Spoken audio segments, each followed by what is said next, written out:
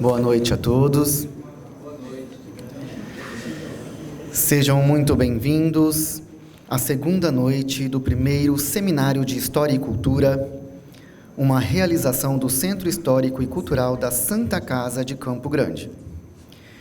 Peço por gentileza que coloquem seus aparelhos celulares em modo silencioso ou desligado durante o evento.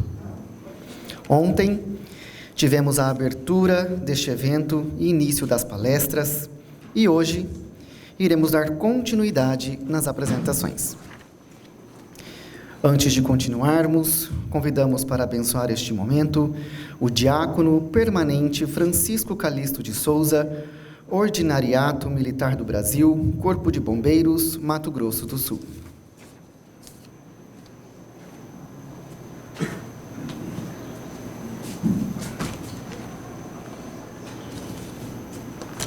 Posso ocupar aqui? Pode.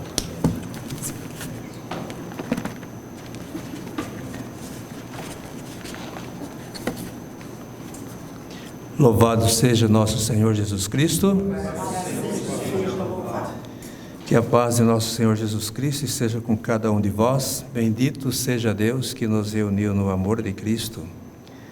Caríssimos irmãos, caríssimas irmãs, para a gente é motivo de alegria e satisfação toda vez que tem um evento.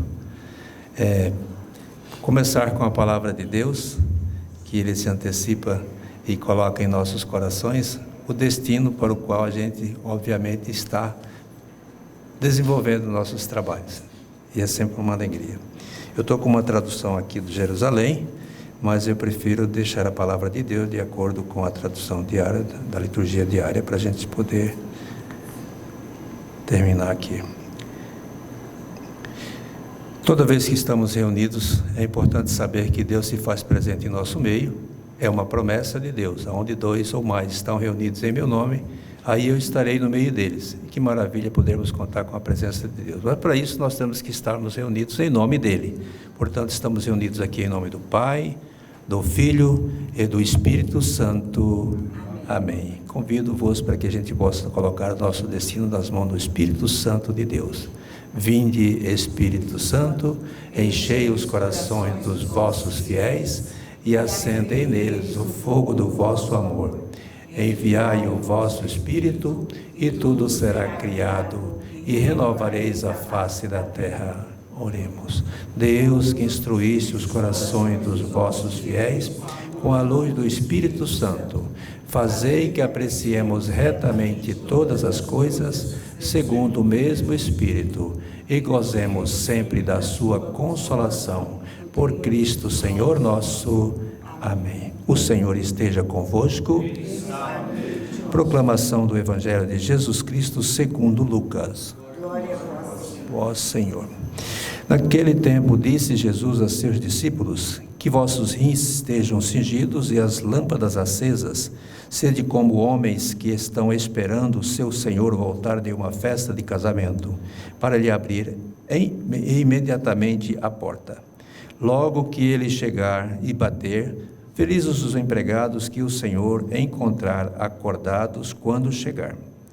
Em verdade vos digo, ele mesmo vai cingir-se e fazê-los sentar-se à mesa, e passando os servirá. E caso ele chegue à meia-noite ou às 3 da madrugada, felizes serão se assim os encontrar. Palavra da salvação. Glória a vós, Senhor. Para dar continuidade, não vou tecer comentários, porque a palavra que fica na nossa mente é justamente o vigiai, a nossa prontidão constante, justamente para aquilo que nós queremos fazer, entregando tudo nas mãos de Deus. Portanto, eu passo a rezar o Pai Nosso, para que a gente possa encerrar. Pai nosso, que estais no céu, santificado seja o vosso nome, venha a nós o vosso reino, seja feita a vossa vontade, assim na terra como no céu. O pão nosso de cada dia nos dai hoje, perdoai as nossas ofensas, assim como nós perdoamos a quem nos tem ofendido, e não nos deixeis cair em tentação, mas livrai-nos do mal. Amém. Porque vosso é o reino, poder e a glória para sempre. Amém. O Senhor esteja convosco. Que Deus abençoe este evento, abençoe a cada um, especialmente aqueles que estão dirigindo, para que tudo ocorra de acordo com a vontade de Deus. Fiquem com Deus. Em nome do Pai, do Filho e do Espírito Santo. Amém.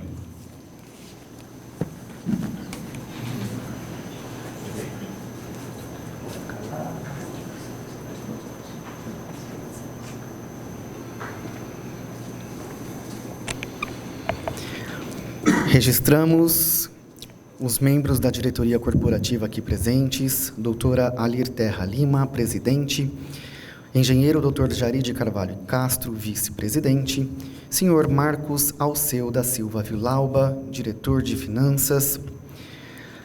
Registramos os conselheiros e associados aqui presentes.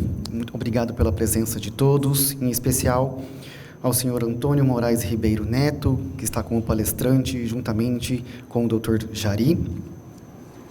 Registramos os membros da diretoria executiva da Santa Casa aqui presentes, jornalista João Carlos Marquesan, diretor de Negócios e Relações Institucionais, professor Fábio Edir dos Santos Costa, diretor da Escola de Saúde, e a administradora Beatriz Lemes da Silva, diretora da operadora Santa Casa Saúde. E para dar início às palestras desta noite, convidamos para falar sobre o tema Mudança de uma Geração no Agronegócio, o senhor Antônio Moraes Ribeiro Neto, que foi presidente da Acrisul em 83, presidente do Sindicato Rural de Campo Grande em 2001, presidente do Rotary Clube de Campo Grande em 2008 e atualmente é associado da Santa Casa de Campo Grande desde 1998.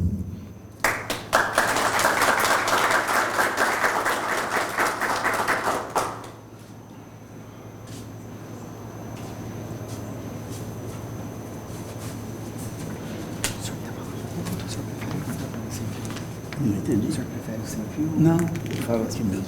Muito obrigado. Boa noite, senhoras e senhores. Boa noite. A diretoria, muito obrigado pelo convite para participar desse evento. E eu fui convidado para falar sobre o agronegócio da minha geração. Para falar da minha geração, eu sei que eu vou falar sobre um tempo longo. Mas antes, eu quero lembrar que houve um tempo em que nós vivíamos em grupo de 20 a 60 pessoas. Nós éramos nômades, caçadores e coletores, e guardiões dos nossos campos de caça e coleta. Portanto, também éramos guerreiros. Essa foi a primeira fase da nossa vida, da vida da humanidade, como agricultores. Quando percebemos a vantagem de nos assentarmos, nós o fizemos. Nós nos assentamos. E o primeiro registro que nós temos é bíblico. Foi quando, no Egito, o faraó convidou José para interpretar o sonho dele. 7 vacas gordas sendo devoradas por 7 vacas magras. 7 espigas vigorosas sendo destruídas por 7 espigas mirradas. E o José interpretou como períodos de fartura sendo destruídos por período de escassez. E sugeriu ao faraó que armazenasse no período de fartura, para que no período de escassez não houvesse miséria. O faraó acatou a sugestão do José. E ainda veio mais outra sugestão. Monte uma estrutura para administrar essa armazenagem. E monte, obrigado, uma estrutura para defender, porque os vizinhos virão, que não cuidarem, virão saquear. Também continuou o agricultor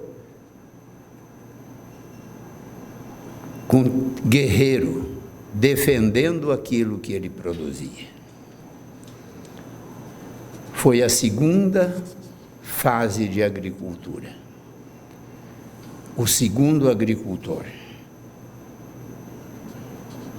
Esse já era mais organizado do que o nômade. O nômade era totalmente desorganizado. Ele comia porque tinha fome. O do Egito já era mais organizado.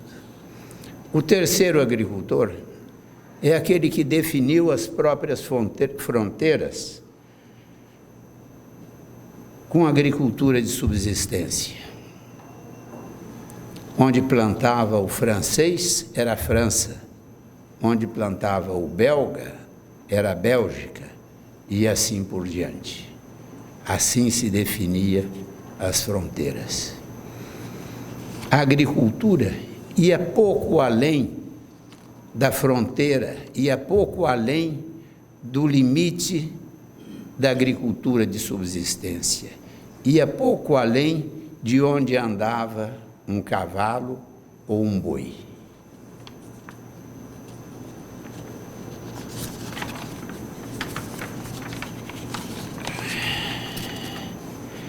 Essas foram as três fases da agricultura.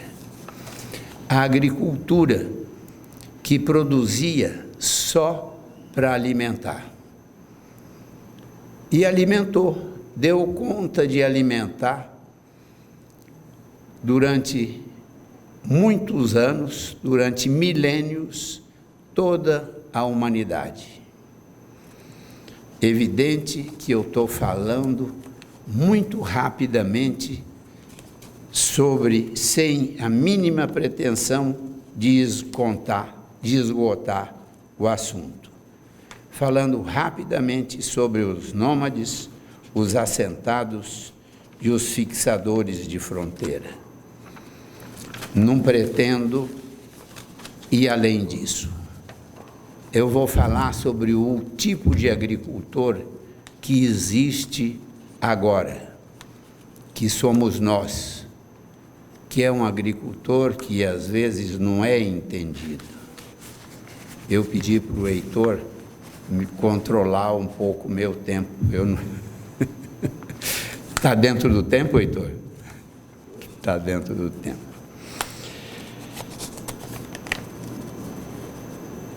Agora eu vou falar da nossa agricultura. Esse agricultor que eu falei era o agricultor que só produzia alimento, e já fazia muito. Nós somos agricultores que, além de produzirmos alimento, nós geramos emprego. Eu não preciso falar disso, os senhores já sabem disso, mas eu vou chamar a atenção dos senhores para esse tipo de agricultor que nós somos. Esse agricultor, ele não provocou essa situação. Essa situação aconteceu em função de muitas outras coisas. Ela aconteceu em função de coisas como, por exemplo, em 1908, foi criada a Noroeste, lá no Rio de Janeiro, e depois, uns 8 anos além, em 1910, começaram a chegar por aqui, ou 12, os trilhos da Noroeste. Foi a comunicação. Além da Noroeste, tem outros meios de comunicação. Mas, para mim, a Noroeste serve de referência. Inclusive, esse hospital está hoje aqui, nesse local, era para ser em outro lugar, não é isso? Ele veio para cá porque a Noroeste foi se instalar aqui. A Noroeste para nós foi uma referência. Antes era muito diferente, antes da Noroeste aqui. Os quartéis também fizeram uma diferença muito grande para nós aqui em Mato Grosso do Sul. Os quartéis foram instalados aqui em 1918. Antes era insegurança. Todo mundo tinha um 38 na cintura. Todo mundo se defendia como podia. Quando chegaram os quartéis, começou a haver segurança e foi melhorando. Em 1915, um senhor que eu não conheci, mas a maioria, uma boa parte dos senhores, sabem quem foi, Arlindo de Lima. Ele ajudou na construção de um primeiro colégio, de um dos primeiros colégios aqui, construiu um prédio. Outro que ajudou na construção de um colégio, esse a maioria daqui conhece, é o Dr. Boni, Camilo Boni. Esse todos conhecem, eu conheço, foi vizinho meu, sou muito amigo do Carlito Boni, filho dele, era meu vizinho de muro. Dr. Camilo Boni fez o prédio do Dom Bosco, fez a primeira planta da Santa Casa, do prédio antigo, fez a planta da igreja, ele morava na Dom Aquino, eu também. Aliás, ele morava na Pedro Celestino, eu era vizinho de muro ali. Eu pulava o muro, entrava na casa dele, eu não pedia licença. O Carlito pulava o muro da minha casa, também não pedia licença. Esse era o nosso relacionamento. E é até hoje. Essas duas pessoas construíram um prédio de escola. É uma referência boa. Construção de uma ferrovia, comunicação, engenheiro, enfermeiro, médico, pedreiro, são referências positivas. A Noroeste, os quartéis, segurança, engenheiros, médicos, é outra referência. Construção de escola, é outra coisa positiva.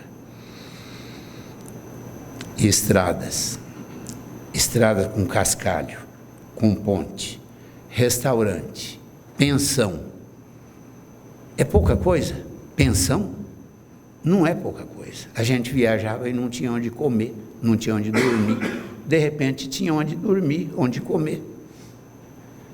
Ia daqui para São Paulo, chegava no Rio Paraná, esperava 4, 6 horas a balsa vir de lá para cá, para a gente atravessar o rio. De repente apareceu uma ponte e nós íamos do lado de lá. Isso aconteceu no geralzão. Nas cidades apareceram postos de saúde, hospitais. Nós vimos ontem um hospital aparecendo aqui. 5 pessoas tiveram a ideia de construir esse hospital, que existe até hoje e está na responsabilidade de vocês. Não interessa o que vai acontecer, vocês têm que dar conta desse hospital. Como é problema de vocês. Porque vocês não pegaram isso de graça. Alguém começou antes. E outras coisas também. São responsabilidades nossas. Posto de saúde, escola, ônibus escolar. Eu um dia cheguei de viagem e encontrei com meu pai. Falei, onde o senhor vai? Ele falou, eu vou falar com o Prata. Muita gente aqui conheceu o Prata, o prefeito de Maracaju. Meio louco, andava com a camisa aberta. E ele foi lá falar com o Prata. Falei, o senhor vai sozinho? Não, tem uns 10, 12 fazendeiros, aí nós vamos lá falar. Foram lá, levaram, fizeram um acerto com o Prata, compraram o ônibus, arrumaram e botaram um ônibus. Em 6 meses estava um ônibus circulando para levar filho de funcionário para uma escola. E a prefeitura assumiu e está instituído É hábito hoje todo município ter a obrigação de ter um ônibus para levar criança para a escola. Começou assim, alguém fez isso. Quando meu pai fez isso, ele tinha 80 anos. Depois disso, vieram o sindicato. Eu era presidente do sindicato, vai fechar o dentista no sindicato. O sindicato não tem obrigação, quem tem obrigação é a prefeitura. Dr. Hélio Coelho, o Abílio de Barros, e eu, e aí, o que nós vamos fazer? Não, vai continuar o dentista. Vai continuar. Brigamos, tá? Continuou o dentista. Hoje eu não sei se ainda tem dentista no sindicato. Mas essas mudanças foram importantes. Banco, indústria, frigorífico, o Frima, o frigorífico em Aquidauana, outros frigoríficos. E as coisas foram mudando.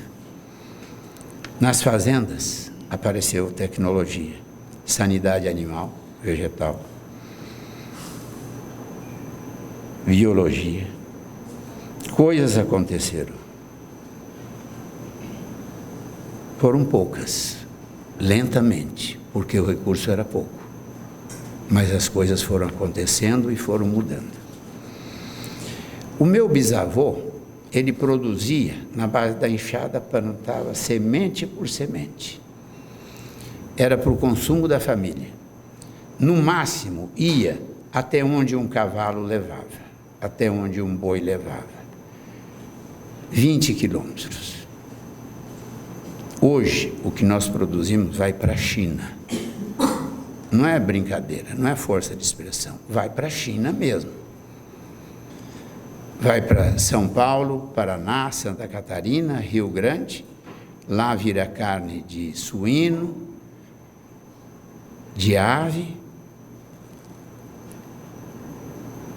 E esses animais, essa proteína animal, vai para a China, para o Japão, para a Tailândia, para os Estados Unidos, para a Europa. Quando não vai in natura, quando não vai milho, quando não vai. E isso não aconteceu porque nós, agricultores, quisemos que acontecesse. Aconteceu porque a sociedade toda entendeu que era possível acontecer isso. Porque fizeram a Noroeste, porque fizeram o hospital. E hoje as coisas mudaram. Nós passamos de fornecedores de alimento, os agricultores, passamos de fornecedor de alimento para fornecedor principalmente de emprego.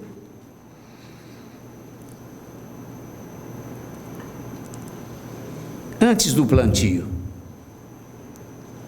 se eu não tenho, eu compro máquina e equipamento. Se eu tenho, eu reformo, eu conserto.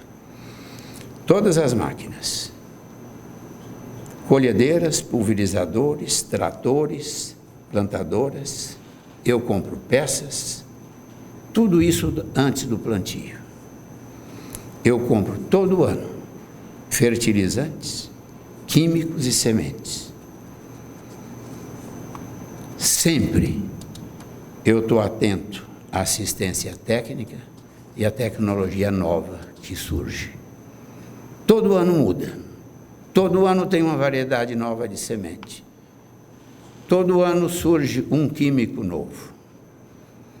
Todo ano vem um agrônomo me perturbar para eu mudar, porque eu estou sendo superado e eu não posso ser superado.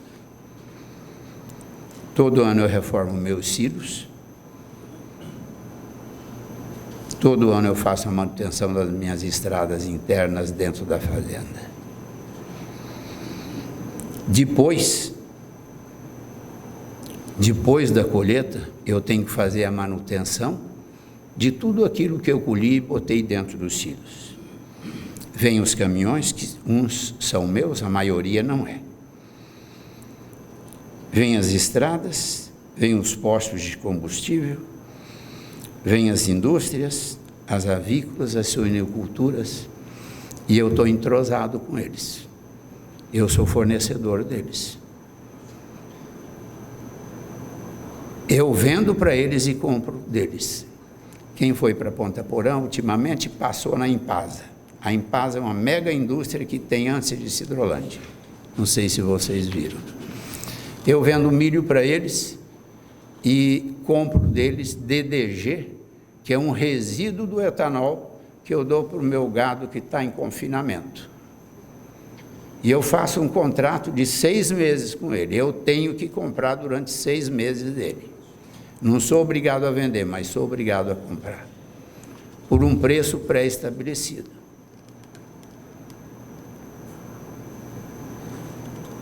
E eles são obrigados a me fornecer o DDG.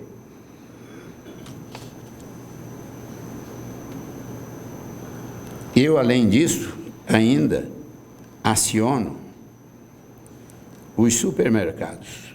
Tudo que existe no supermercado é fornecido pelo agricultor, que é embalado, que é industrializado pelo produtor primário, que é o agricultor. Aquele cara que produz o leite, que acaba no iogurte, que acaba no leite, que acaba no queijo. Aquele cara que produz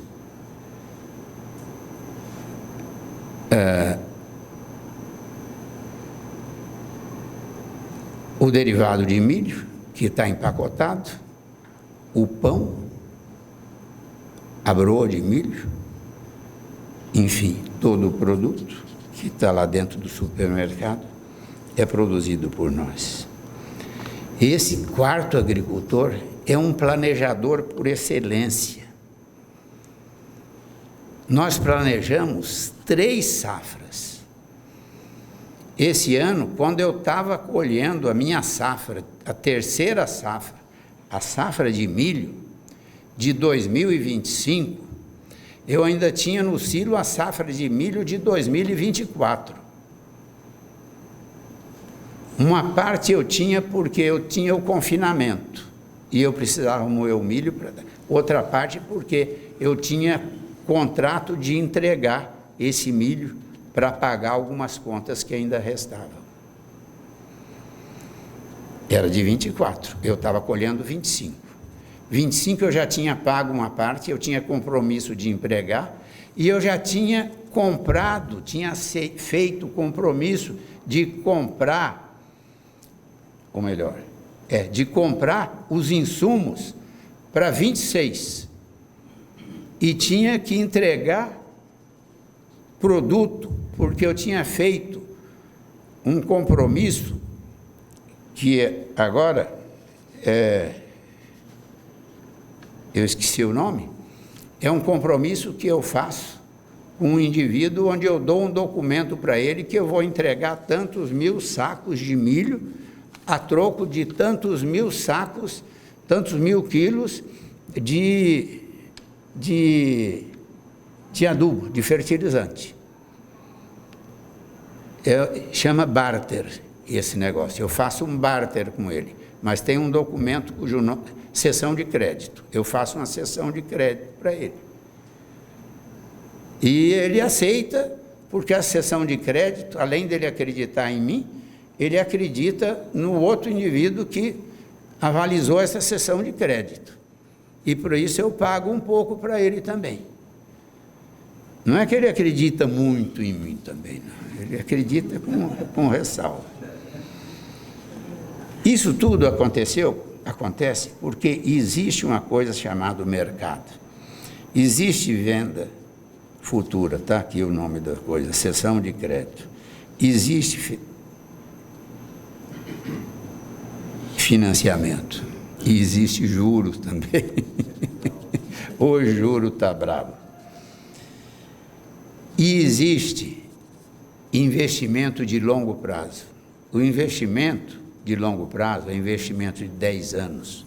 Eu vou fazer um silo, eu vou reformar um silo, vou fazer coisas nessa natureza, já vai acabar. Não se preocupem muito, não. Eu vou fazer esse investimento de longo prazo. Eu preciso de alguém que dê garantia. eu preciso dar garantia, e eu dou garantia. O garantia é o que eu tenho para dar de garantia. É um passado que eu tenho de trabalho, é uma história que eu tenho e é um patrimônio que eu tenho. Isso tudo existe e é por isso que surgiu essa quarta agricultura, que é o agronegócio. E que começou, e hoje ela existe,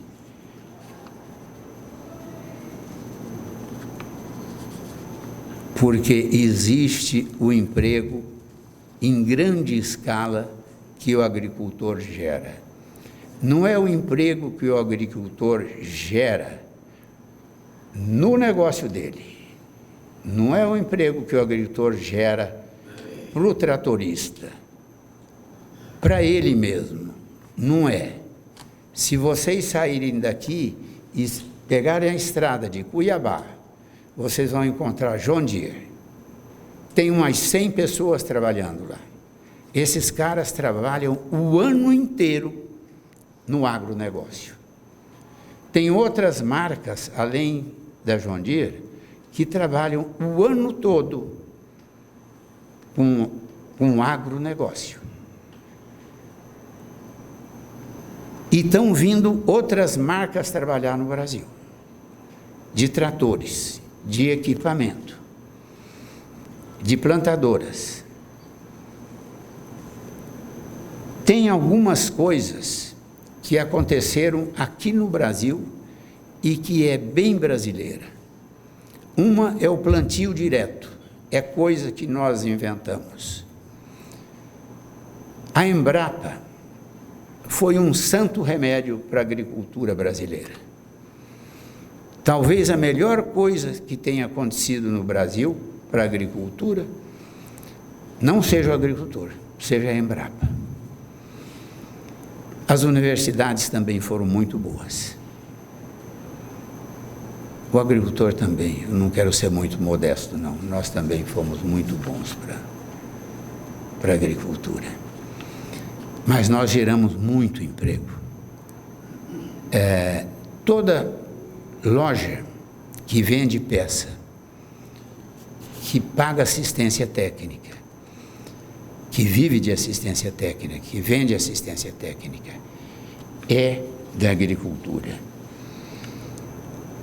Os empregos rurais. Tem mais alguma coisa que eu estou esquecendo aqui e que é muito importante e que eu gostaria de falar para vocês.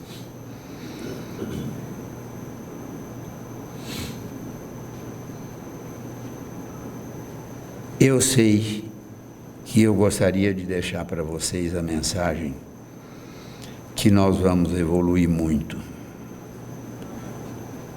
que não vai faltar comida e que o agronegócio vai gerar muito emprego.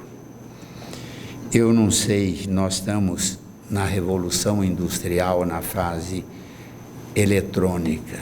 Eu não sei o que vai virar a hora que tiver na inteligência artificial.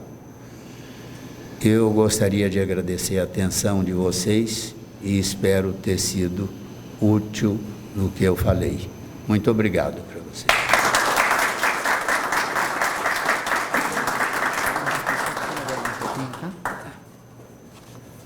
Doutora Lir, seu Heitor, Bia, por gentileza.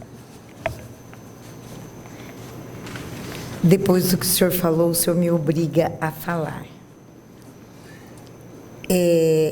Pena que nós não temos esse auditório.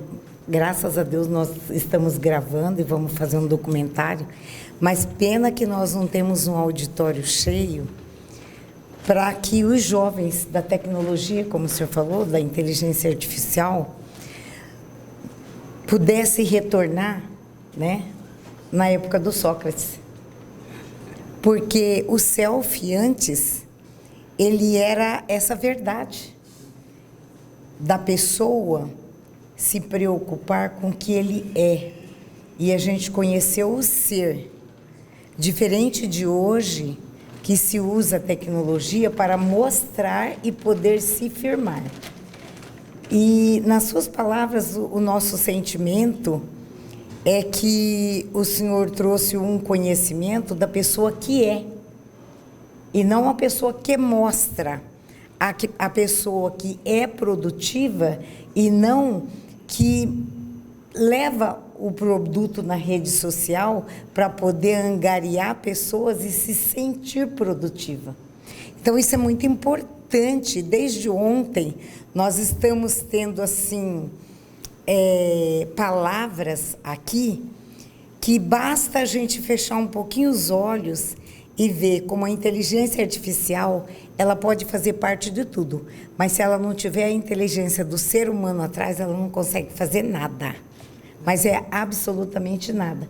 Seu Antônio, muito obrigada por o senhor estar aqui conosco hoje, por a gente poder fazer esse documentário depois, e que a nossa Santa Casa, cada dia ela cresce mais, quando a gente tem gratidão pelo que passou, respeita o presente que nós temos que trabalhar, porque nós estamos aqui para isso, e mirar no futuro, onde a gente possa entregar algo melhor para o nosso semelhante. Muito obrigada. Parabéns para o senhor.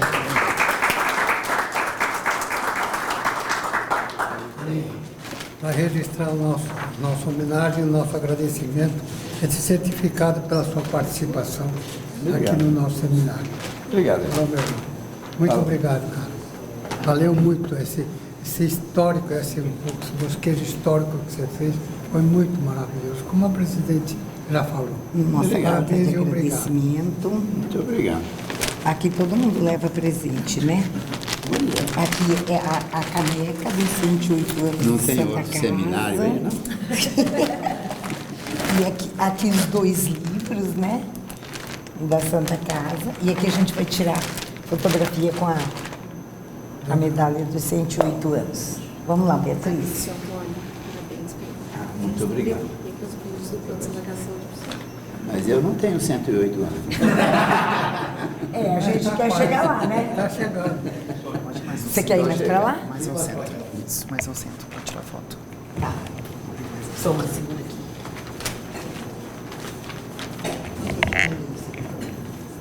E essa vai para a posteridade.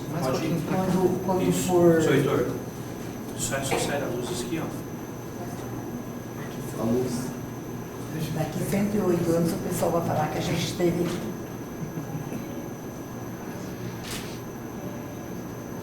Mais um pouquinho para cá, tá pegando a luz do seu Heitor. Isso. O Heitor está muito iluminado.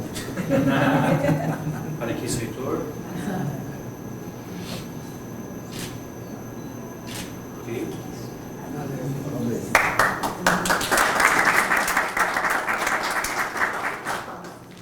O sujeito toca. Viu como você tinha o que falar, viu? Viu?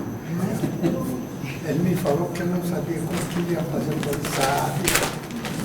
Tá por dentro, você sabe. Eu tenho o Heitor, ele tem uma pegada, que eu quero chegar na idade do Heitor, com a pegada que ele tem, porque ele ficava lá no...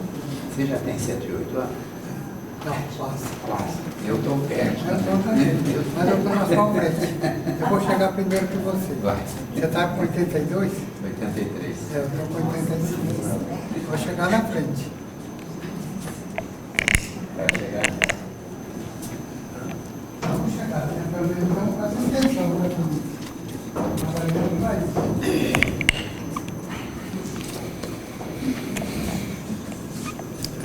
Dando continuidade em nossa programação, convidamos para falar sobre o tema Um Engenheiro na Saúde, o engenheiro Dr. Jari de Carvalho Castro, vice-presidente da Santa Casa. O currículo completo encontra-se projetado na tela.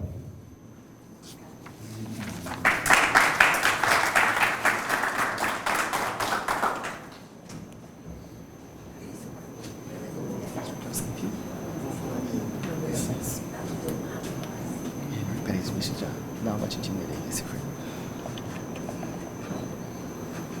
Peraí. Não pode bater. Não, que não pode bater. O pessoal da comunicação que falou que não pode bater. Jocely, microfone 1, por favor. Deixa uma água para o senhor aqui, tá? Tá, obrigado. Oi? Boa noite a todos. Boa noite a todos. Eu falei fora do microfone e agora falando ao microfone, porque para que as pessoas que têm deficiência visual ou baixa visão possam saber onde é que eu estou e não ficar olhando para a caixa de som. Geralmente acontece isso em palestras e eventos, as pessoas não saberem de onde está vindo o som, então fica olhando para a caixa de som. Então é uma forma de inclusão, nós falarmos dessa forma.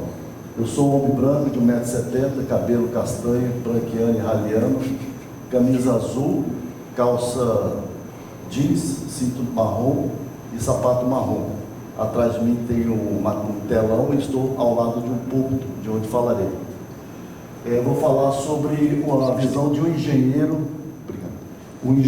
na área da saúde. Foi uma coincidência na minha vida entrar no mundo da saúde. Então, eu optei em falar sobre esse tema porque realmente é o momento que eu estou vivendo e estou podendo aprender muito aqui com a Santa Casa e também trazer meus conhecimentos para a Santa Casa. As engenharias construíram pontes de acessibilidade e inclusão.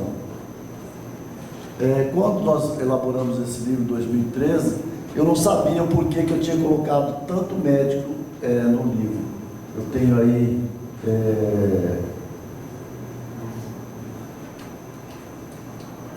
Dr. José Peixoto Ferrão, que é um periodontista, foi a pessoa que falou para que eu escrevesse um livro.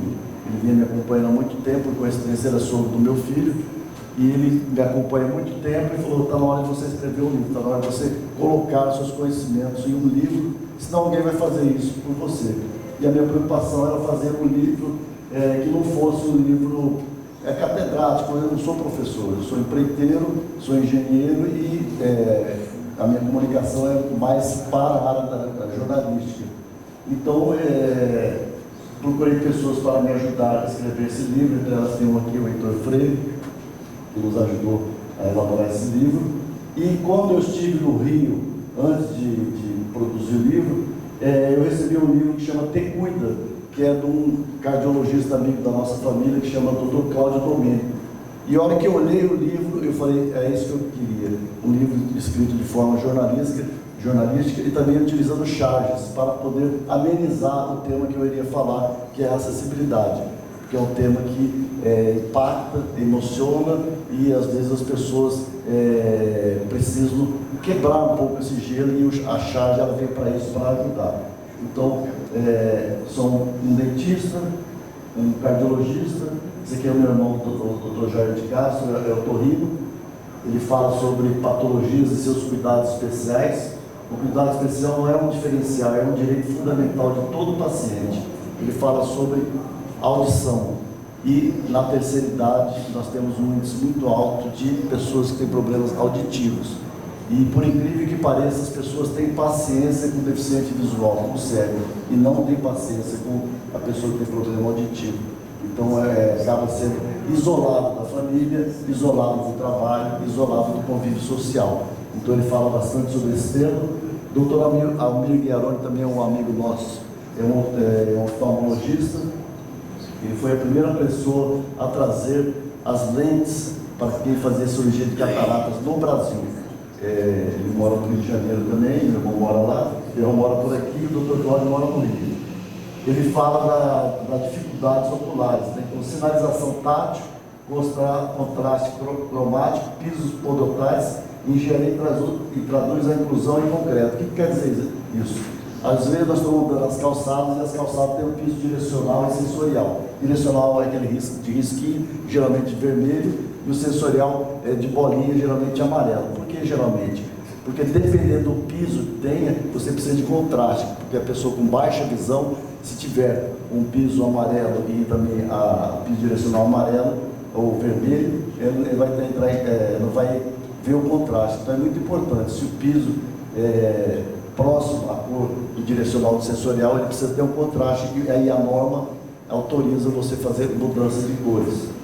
Então ele fala sobre a parte da visão e também, por coincidência, fala das pessoas com o decorrer da idade perdendo a visão, perdendo esse contato com as pessoas, com a sociedade, com a família.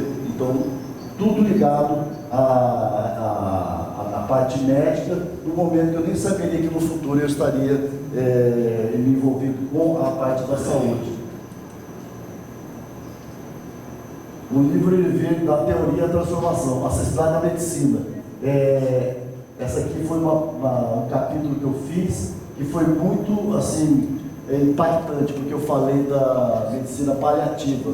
Em 2013, a medicina paliativa ela não tinha essa pegada que temos hoje. Hoje aqui em Santa Casa tem medicina paliativa e ela é aceita pela ciência, pela sociedade e pelas religiões. E na época, quando nós fizemos esse capítulo, não era dessa forma. Então foi um capítulo assim, bastante impactante. E essa doutora, ela desmistificou, e nós trabalhamos muito forte nisso aqui e tivemos vários conflitos. A engenharia hospitalar surge como ferramenta indispensável, rampas, elevadores, banheiros adaptados, mobiliário ajustado. Cada elemento técnico é uma declaração de valores. Medicina acessível não é uma especialidade, é um compromisso ético de toda a profissão. Acessibilidade da psicologia. Isso aqui foi uma entrevista que eu fiz com uma professora da Universidade Federal de Mato Grosso do Sul, que quando um aluno adentra a Universidade Federal de Mato Grosso do Sul, esse aluno é feito uma consulta, uma conversa, uma anamnese com ele, para que a pessoa possa saber qual tipo de deficiência que esse aluno tem, e depois chama-se os engenheiros e arquitetos para fazer as adaptações necessárias para que esse aluno possa circular pela universidade, ir aos laboratórios, onde houver necessidade, e poder estar inserido dentro do sistema. Então é um trabalho muito interessante que foi feito, que é feito pela essa parte da psicologia, também ligado à área da saúde. Ambientes inclusivos impactam a saúde mental de todos. Espaços bem projetados reduzem a ansiedade, aumentam a autonomia e retornam à dignidade. A engenharia constrói mais que estruturas, constrói autoestima e pertencimento. A barreira mais difícil de remover não é a física, é a que existe na mente das pessoas. É a quebra das barreiras atitudinais. E aqui na Santa Casa nós estamos, desde que nós adentramos aqui, nós temos trabalhado com os nossos colaboradores e colaboradoras para quebrar as barreiras atitudinais. Gabriel está aí, que ele é gerente do RH, sabe o tanto que nós nos esforçamos para isso, porque fazer rampas não é que seja fácil, mas é bem mais fácil fazer uma rampa, colocar um corrimão, você fazer uma inclusão digital. Agora, você mudar a cabeça das pessoas, que as pessoas possam entender, ao adentrar uma pessoa com algum tipo de deficiência, não ter aquele olhar crítico e saber como se comportar perante essa pessoa, faz toda a diferença para essa pessoa, para que ela possa ser realmente inserida nesse ambiente hospitalar, que ela possa trabalhar aqui, que ela possa vir visitar parentes e amigos. Então essa realmente é a inclusão, é a pegada da nossa Chácara por Amor à Santa Casa. Nós temos feito muito esse trabalho e graças à diretoria corporativa, à diretoria clínica, nós estamos conseguindo aos poucos fazer essa implementação, volto a dizer que é a mais difícil. A grata teocidência, né? Quando o propósito e a oportunidade se encontram. A doutora Lídia sempre fala da teocidência e realmente nós acreditamos nisso, que tudo tem a mão de Deus. Quando o Heitor Freire me convidou mais de 20 anos atrás, ele foi à minha empresa me convidar para ser associado, eu falei, mas Heitor, não estou entendendo. Ele falou, um dia você vai entender, guri, me chama de guri. Agora não é mais guri, né? Já estou chegando a 60 a mais, né? Eu falei, mas por quê? Ele falou, você vai entender. Guri, assina aí. Aí eu fui tocar minha vida, fui morar em Brasília de 2015 a 2021 e voltei a Campo Grande e fui convidado para participar de uma eleição aqui para ser conselheiro. Então, a teocidência é bem forte na trajetória, na minha trajetória. Então, realmente, isso aí me impactou bastante. Em 2013 lançamos o livro, 2022 teve a eleição, em 2024 eu recebi um convite para ser gerente de um plano de saúde chamado GIAP, também tem tudo a ver com a saúde, assim como a Bia, que está aqui do plano Santa Casa de Saúde, do qual eu sou associado, associado no plano Santa Casa, fazer merchandising aqui, então depois você me dá uma bolsinha também. Então, também ligado, porque eu vivo dia a dia aqui na diretoria corporativa, resolvendo as demandas da Santa Casa e também do plano de saúde, e à tarde eu estou resolvendo também da GEAP, que é ligado à saúde. Então, minha vida deu uns 180 graus, não é a primeira vez que ela dá uns 180 graus. Em 2014, eu achei que eu sabia todas as respostas e Deus mudou as perguntas. E aí eu tive que recomeçar tudo, indo para Brasília, fazer uma nova trajetória da minha vida. E na minha volta também não foi diferente, foi essa mudança que ocorreu na minha vida, que eu agradeço a Deus, porque eu só cresci e só aprendo e estou tendo a oportunidade de passar meus conhecimentos também. Quando a providência divina orquestra circunstâncias que convergem para um propósito maior, da reflexão de 2013, a ação de 2022 e a multiplicação de 2024. Ações de infraestrutura, transformações, estruturas, mudanças de vida, mudando vidas. Essa rampa aqui foi um presente que nós ganhamos, porque nós temos projeto para fazer rampas aqui na Santa Casa.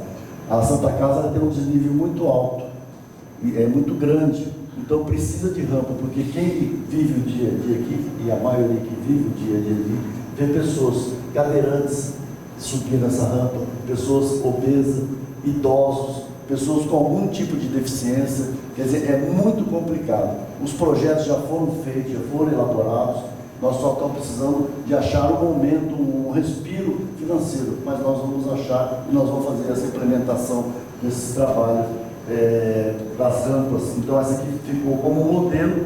Toda vez que a gente olhar, a gente vê, nós temos um compromisso.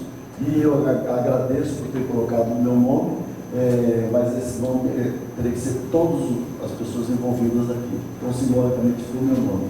Então, projeto arquitetônico completo que eliminou barreiras físicas, garantindo o acesso autônomo às áreas do hospital. Execução conforme a NBR 9050, que é a norma brasileira da acessibilidade, a nossa Bíblia da acessibilidade é a 9050.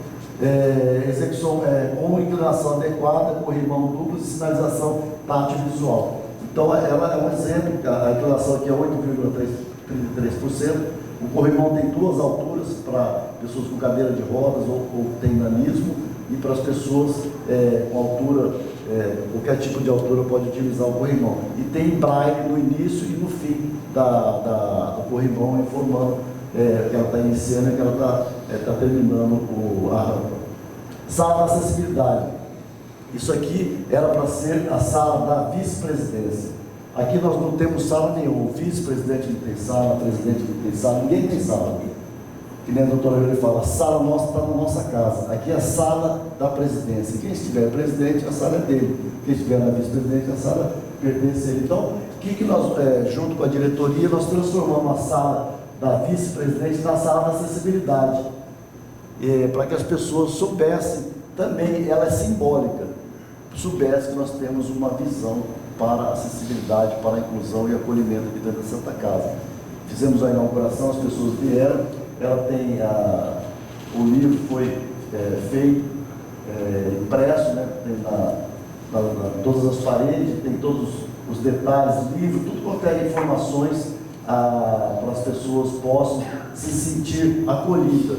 Então nós recebemos autistas, recebemos pessoas com deficiência, idosos, todo mundo vem conhecer a sala e sabe que dali dá para desenrolar uma conversa. Geralmente a gente vai para a sala da presidência ou para a diretoria, levar uma conversa para que a gente possa ver o que nós podemos fazer para melhorar a acessibilidade, a inclusão e acolhimento aqui dentro da Santa Casa. Um exemplo bastante rápido que eu vou dar nós estamos fazendo a reforma do pronto-socorro e a demolição, sobraram portais e portas bem antigas que estavam sendo jogadas nas caçambas.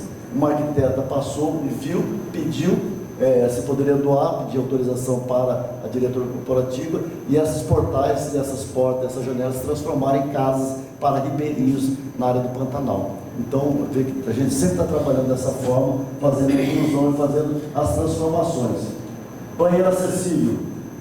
Nós já fizemos várias reformas em banheiro, utilizando barras, as adequações, o vaso na altura correta, para que a pessoa possa sair da cadeira de rodas e sentar sem esforço e com segurança. Tudo que vocês virem falar sobre acessibilidade, acolhimento e inclusão tem que ter segurança e autonomia, para que a pessoa possa fazer sozinha com segurança. De forma completa, com especificações técnicas rigorosas, barras de apoio, vasos sanitários da altura adequada, lavatório suspenso, embaixo não pode ter nada, porque a pessoa possa entrar com carrinho, com a cadeira de rodas, ou a própria mãe com carrinho de bebê, facilitar a vida de todo mundo. Isso aí que é a pegada da acessibilidade. Capacitação e mudança de cultura. As barreiras atitudinais, nós já falamos nela.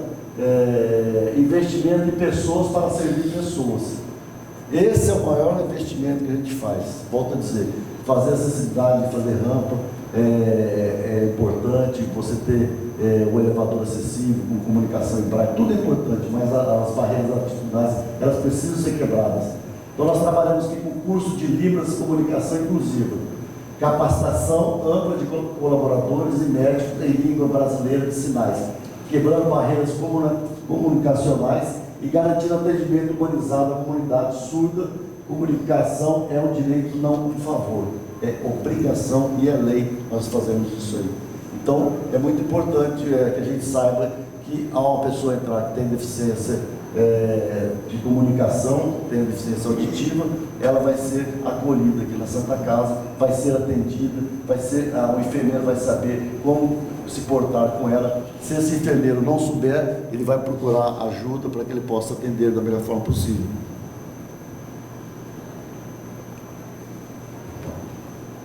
Evento sobre lei de cotas, educação institucional. Existe a lei de cotas. Toda empresa que tem mais de 100 colaboradores, ela precisa ter 2% dos seus colaboradores com algum tipo de deficiência. Nós temos aqui em torno de 4 mil colaboradores, né? Então nós, caso 4 mil, nós temos que ter 5% de colaboradoras e colaboradores com algum tipo de deficiência. E aí nós fizemos um evento, vários eventos, para que a gente pudesse captar currículos de pessoas com deficiência e pudesse fazer a inserção deles e colocá-los aqui para trabalhar. E a grande pegada é essa, da nossa diretoria. Não é só cumprir a lei, a letra fria da lei, de cumprir o percentual. É nós trazermos as pessoas, capacitá-las, colocá-las num ambiente adequado e que ela possa crescer aqui dentro da Santa Casa, não ficar a vida inteira fazendo um tipo de serviço. Então, a ideia nossa é que essa pessoa seja inserida e seja que ela possa subir conforme a capacidade e a vontade dela. E quando você traz uma pessoa com deficiência para trabalhar, você está fazendo a inserção dela, tirando a pessoa dentro da casa dela, fazendo um trabalho social. Algumas pessoas com depressão, a família com esse problema, vamos dizer assim. Então você faz um trabalho maravilhoso. É difícil? Porque nós sabemos que existem leis que fomentam recursos para as pessoas que têm deficiência. E algumas pessoas fazem a conta. Se eu ficar em casa, eu recebo tanto do governo. Se eu for trabalhar, eu vou ter que pegar ônibus, eu vou ter que me vestir, eu vou ter que comprar roupa, me adequar. Mas aí, quando ela entende que se ela fizer isso, ela vai estar descobrindo um novo mundo, e aí esse mundo não tem limite, só o céu é o limite. Então, é um trabalho assim, bastante complexo, não é fácil. Muitas empresas são autuadas pelo Ministério Público, nós somos autuados, recebemos notificação, porque nós não cumprimos a cota ainda, mas o problema é que o mercado não tem essa mão de obra especializada, ou se tem, as pessoas não querem vir. Então, é um trabalho assim, bastante interessante, mas nós estamos vencendo dia a dia, conseguindo completar essa cota, e as pessoas que têm algum tipo de deficiência aqui estão sendo tratadas com todos esses quesitos que eu falei. Inclusão digital, programas de capacitação tecnológica adaptados às necessidades de pessoas com diferentes tipos de deficiência, leitores de tela, software de ampliação, teclados adaptados, tecnologia como ponte, não como barreira. A inclusão digital, pós-pandemia, não tem como falarmos na parte digital se não tiver a parte digital acessível. Na Santa Casa nós temos todos os sites, toda e qualquer comunicação nossa digital acessível. E nós temos software gratuitos, muitas coisas nós buscamos no mercado, muitas pessoas nos ajudaram para que a gente pudesse ter essa inclusão. E isso aí também foi uma grande revolução para que a gente pudesse fazer essa inserção e que todos saibam e possam ter acesso às nossas informações. Isso aqui é um marco histórico.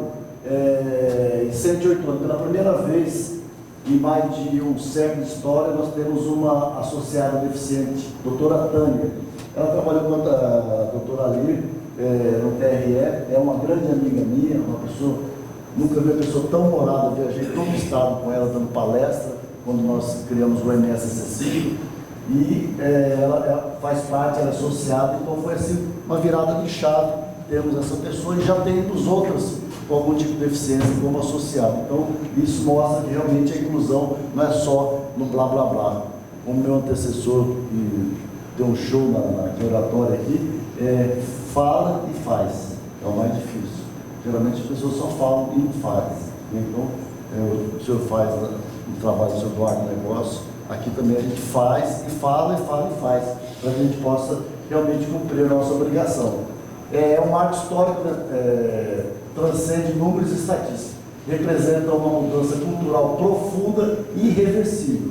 Reconhecer que pessoas com deficiência não são apenas pacientes ou beneficiários de caridade, são protagonistas, colaboradores ativos e parceiros essenciais na construção de uma instituição verdadeira, inclusiva e democrática. Em 108 anos construímos um hospital, agora estamos construindo uma comunidade. Reforma do pronto-socorro, também um trabalho bastante árduo. Nós inauguramos a primeira etapa dia 15 de abril de 2025, obra de 24 meses realizada sem interromper o atendimento. Nós trocamos as 2 turbinas do avião e o avião voando, não tinha como. O Dr. Bonilha subia aqui, sapateava, gritava, a gente acalmava ele, e a Maressa, que era a chefa das enfermeiras, a gente daqui, cava dinheiro, pede dinheiro, e vamos fazendo das tripas corações para poder realmente fazer essa inauguração. Quem não conhece o pronto-socorro, fica o convite aqui, porque é um pronto-socorro de primeiro mundo. É um orgulho para nós. Eu não conheço todos os pronto-socorro do Brasil, não. Mas as pessoas que vieram, algumas conhecem, falaram que realmente é um dos melhores do Brasil, se não o melhor. Engenharia e medicina trabalhando simultaneamente para salvar vidas durante a transformação. Sala de estabilização, inovação operacional, área ela é intermediária estratégica, onde pacientes são avaliados e classificados antes de serem encaminhados a salas verdes, amarela ou vermelha. Triagem mais precisa, fluxo mais eficiente, decisões mais rápidas. Isso aqui foi uma revolução, né?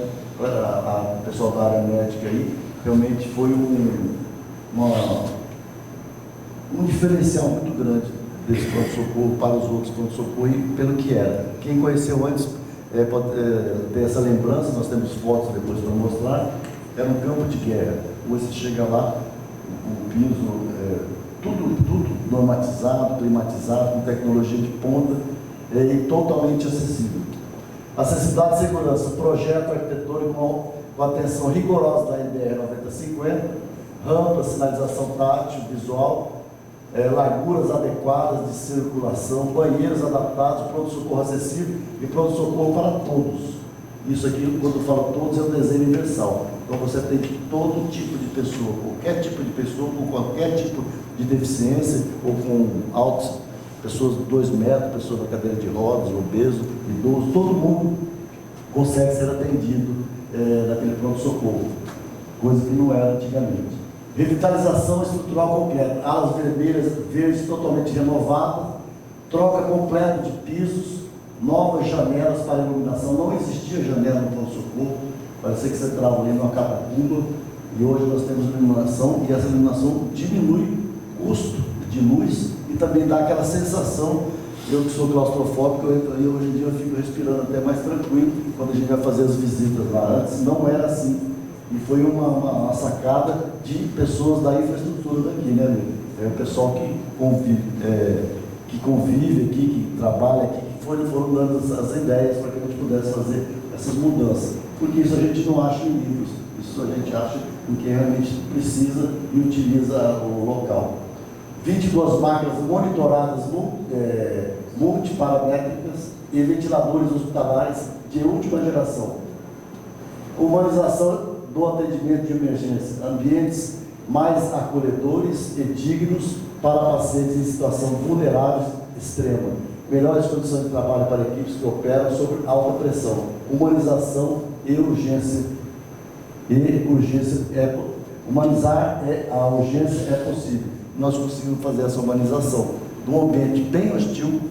Para nós aqui, acho que não tem nenhum médico aqui, então nós somos leigos, adentramos um centro cirúrgico, um pronto-socorro, para nós é um ambiente assim meio complicado. Hoje com a humanização você entra lá, lógico que não quero ver que ninguém entre lá, né? Mas se precisar, vai ser bastante confortável.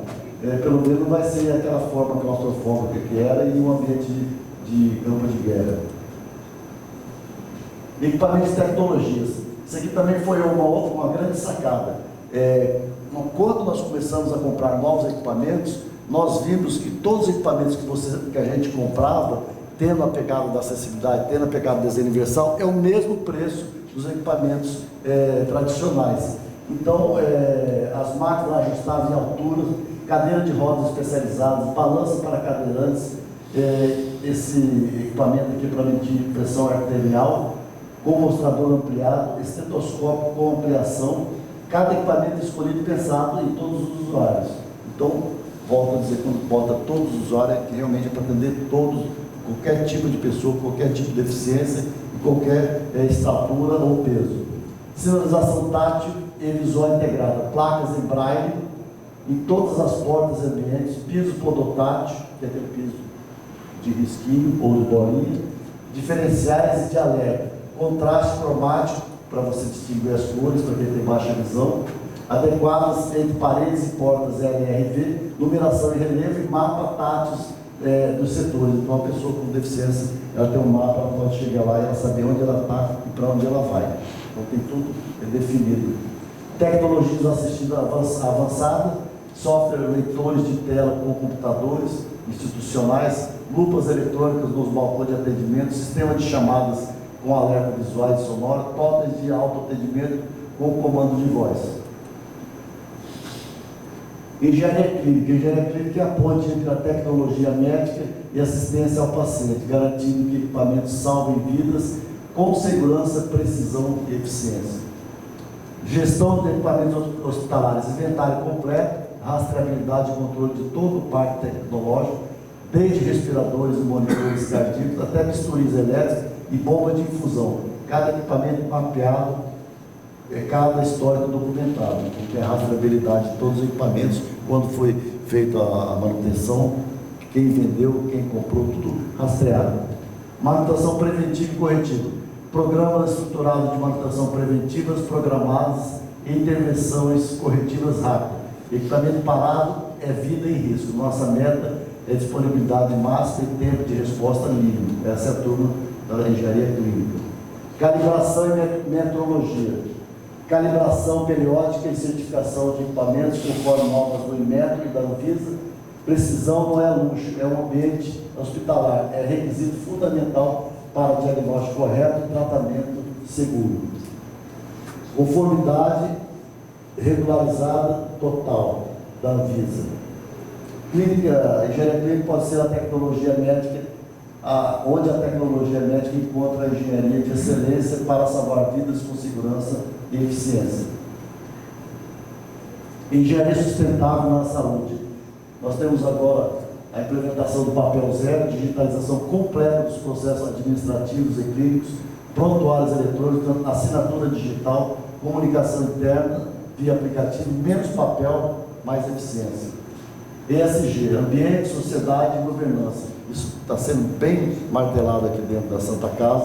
Nós estamos trabalhando muito nesse processo, integrado à gestão hospitalar, não como um marketing, mas como um modelo operacional que une sustentabilidade ambiental, responsabilidade social e governança ética.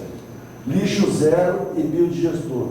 Implementação de programa robusto de gestão de resíduos, segregação adequada, reciclagem, compostagem, descarte correto de resíduos hospitalares, redução drástica de envio de materiais para aterro sanitário. Destaque inovador, tá? Acabamos de implementar esse equipamento aqui. Instalação de biodigestor que processa todos os resíduos orgânicos da cozinha e refeitório, transformando os restos alimentares em fertilizantes líquidos de alta qualidade, o que seria lixo vira adubo, economia circular em ação, tecnologia que fecha o ciclo. Da mesa ao solo, da sobra à nova vida, ao agro. E isso nós pensamos 5 toneladas dia de resíduos, fora os resíduos contaminantes. Dia 30 inaugura, né? Carbono neutro. Compensação de emissão através de gestão eficiente de energia e projetos de reflorestamento hospital sustentável e hospital responsável. Tá? Então estamos trabalhando muito forte, nós temos uma equipe muito boa aqui, nós temos um associado chamado engenheiro mecânico Marco Aurélio Cândido Braga, tem nos ajudado bastante com orientações. E o nosso pessoal está empenhado nessas mudanças aí. Energia fotovoltaica, implantação do sistema de geração de energia solar fotovoltaica na Santa Casa, reduzindo significativamente o consumo de energia da rede convencional e os custos operacionais, energia limpa, renovável, economicamente viável. O sol que cura também sustenta.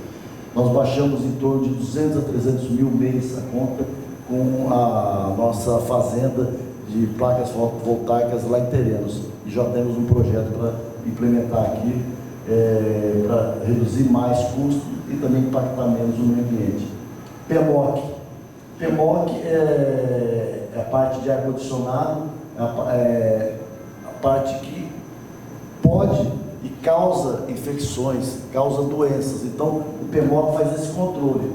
É a manutenção preventiva e corretiva rigorosa do sistema de climatização, conforme a lei federal. Ar-condicionado bem mantido significa qualidade do ar interno, fundamental ao ambiente hospitalar, prevenção de contaminação e infecções, eficiência energética, redução até de 30% no consumo, conforto térmico para pacientes e colaboradores e prolongamento da vida útil dos equipamentos. Então não é custo, é investimento. Sustentabilidade, mais acessibilidade, mais eficiência, igual ao Hospital do Futuro. E para nós já está sendo um hospital do presente.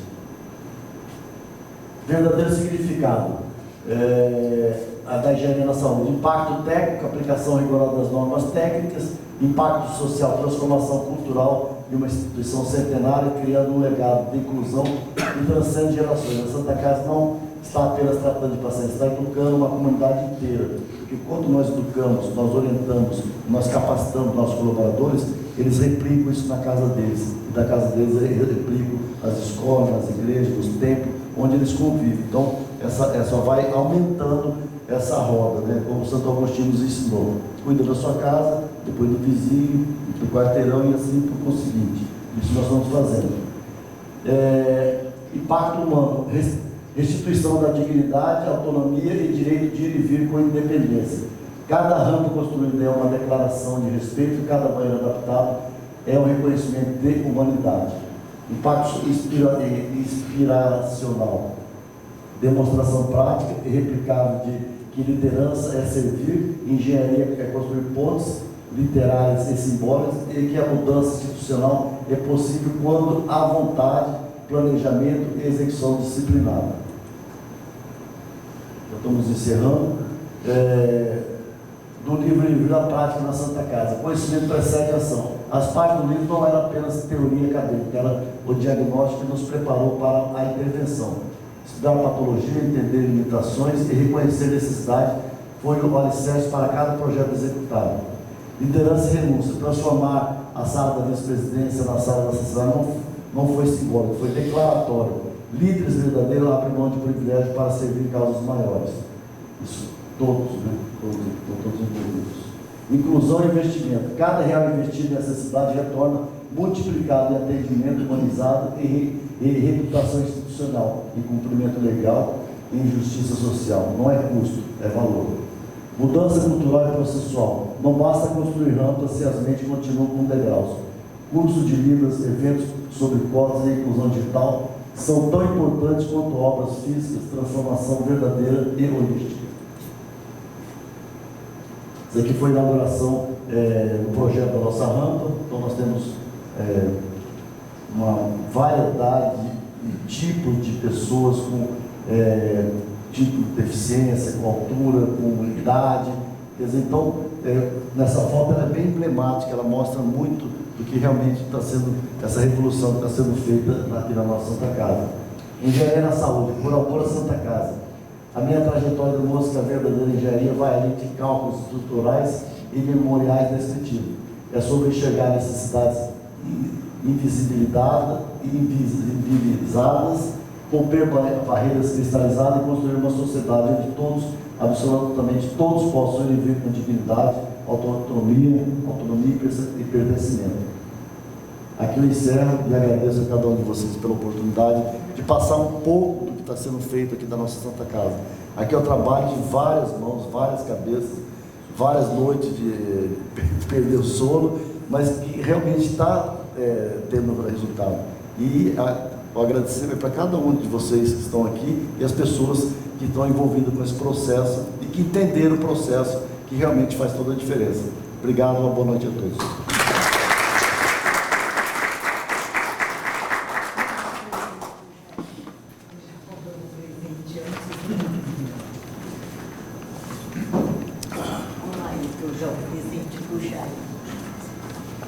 Bidão.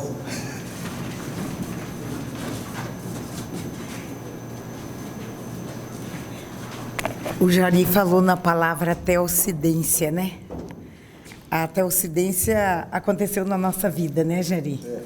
Eu assumi a direção geral do Tribunal Eleitoral em 2001, foi 2001, e o meu apelido lá era Lir Pedrocian, porque gestor, advogado, não tem nada a ver com engenharia, eu adorei construir e acabei construindo um monte de coisa, metade do Estado, a parte ali da central de atendimento, aumentei a parte do tribunal, e aí um dia aparece o Jari lá no tribunal para entregar um certificado para a gestão do tribunal. Nós fomos o primeiro órgão público a colocar acessibilidade no Mato Grosso do Sul, porque eu tinha a Tânia, que ela era a chefe da jurisprudência, só que quando ela entrou no tribunal, ela enxergava, e ela teve aquela mancha na retina, e ela foi perdendo a visão aos poucos. E ela foi me ensinando, desde quando eu estava na corregedoria, como é que se lidava com uma pessoa com deficiência visual. E foi muito interessante, porque ela ensinava como que a gente andava com o cego. Não segura em mim, deixa que eu seguro em você. A gente não sabia como. E nós viajamos para Curitiba, e aí todo mundo se arrumou, e ficou ela no quarto. Aí a Helena, que falava assim, eu gosto de ficar com a Tânia porque eu sou muito bagunceira, a Tânia não enxerga, e a Líria enxerga. Então, eu não quero ficar com ela no quarto, eu fico com a Tânia, que aí a Tânia não vê minha bagunça. Aí, na hora dela sair, ela pegou e falou, Tânia, a hora que você for sair, por favor, apague as luzes. Aí ela pegou e falou, e depois eu que sou deficiente? Eu faço tudo no escuro. Vocês não conseguem fazer as coisas no escuro e me chama de deficiente, apaga a luz vocês. Pode deixar que eu sou capaz. Ali, ela ligou uma luz na nossa cabeça. E ela ajudou sempre a gente a administrar. E aí, depois, eu venho me encontrar com o Jari aqui para ser vice.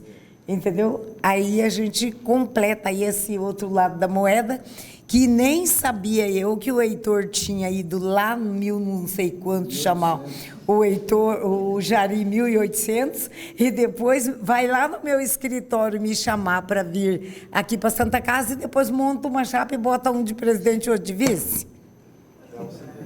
Essa é a vida.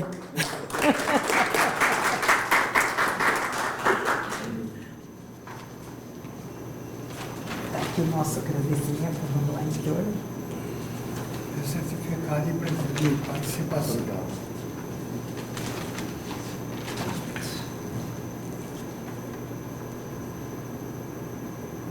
Giz. Eu vi, você não tira foto.